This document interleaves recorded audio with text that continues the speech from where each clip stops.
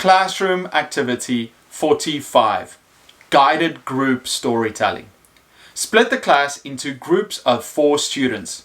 Each group builds a story together, and each student gets a chance to build towards the story. Write this sentence on the board.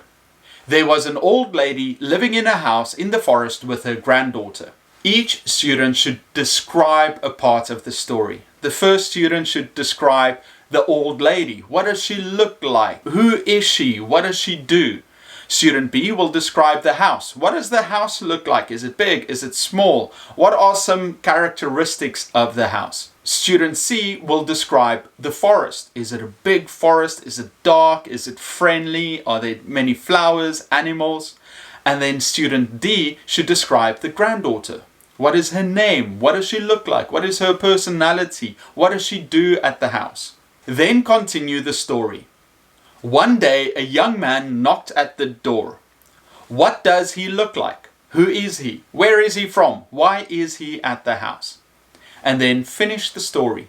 Each student adds one sentence until it's complete. Once they finish the story, place all the groups into new groups where each individual student has to retell the story to their new group. This is a great way for students to collectively build a story and then afterwards share that story with other students. Classroom Activities 46, Alibi. There's been a murder. The class has to find out who is responsible. So, depending on the class size, you can pick 2 students or 3 students or 4 students. They have to go outside the classroom and work on an alibi. Where were they? What were they doing? If they were eating at a restaurant, what restaurant? What were they eating? They have to figure out the details and talk about it. While they are outside, make a corresponding number of groups. So if you have 3 students outside, there should be 3 groups. And then ask these 3 groups to think of questions they can ask to try and find the murderer.